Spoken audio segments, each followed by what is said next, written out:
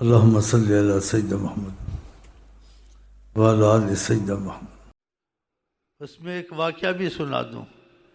آپ رحم دل تھے نا، اپنے غیروں پہ کافروں پہ بھی رحم کرتے تھے۔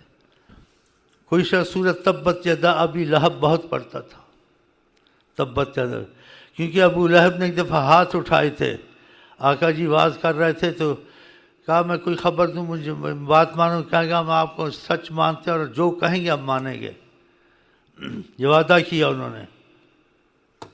تو جب آپ نے اسلام کی تبلیغ کی، خدا کی وحدانیت، قصہ لمبا چھوٹا کرتا ہوں، لمبا ہو جائے گا، کچھ وقت کی کمی اور کچھ میرا بھی دیکھتے بڑھاپا ہے، ہاں جی، اور اصل مقصد نبی صلی اللہ علیہ وسلم سے ہٹنا نہیں ہے موضوع میں، ہاں جی، ادھر ادھر بکھر نہ جائیں، ان کے قریب ہی باتیں کرتے رہیں، نہیں تو پھر تفصیل ادھر ادھر چلی جائے گی۔ ہم نے ان باتوں میں بھی ان کے پاس سے نہیں ہٹنا ہے۔ تو آپ نے خدا تعالیٰ کی وحدانیت کے جب بیان کیا، اس نے ہاتھ ہلائے، کیا الہٰذا جمعتنا، ہاتھ ہلا کر، اسی لیے جمع کیا تھا، ہاتھ ہلائے۔ جب ہاتھ ہلائے، خدا کو ہاتھ ہلانا اتنا برا لگا، قرآن کریم میں خدا اس کے ہاتھوں کا نام ہے، تبت یدا ابی لہب، ٹوٹ جائیں ابو لہب کے ہاتھ، اس کے ہاتھ ٹوٹ جائیں۔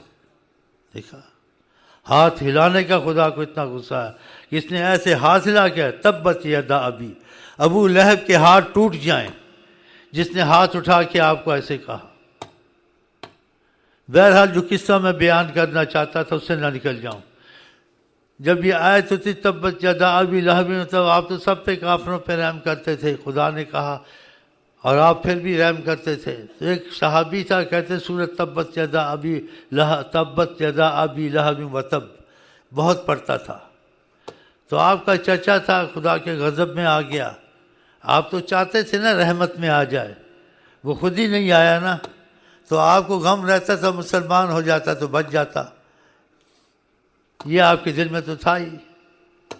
تو تبت یدا ابی بہت پڑھتا تھا، تو آقا جی نے اس کو کہا تم کو یہی صورت ملی تھی، کیونکہ آقا کی کو تکلیف ہوتی تھی کہ زیادہ ان کو لعنت ملامت کرتے ہو، آخر میرا چچا بچ جاتا تو اچھا تھا۔ کتنے رحم دل تھے۔ یہ باریک باتیں کچھ سمجھ میں آ جائیں تو اچھا ہے۔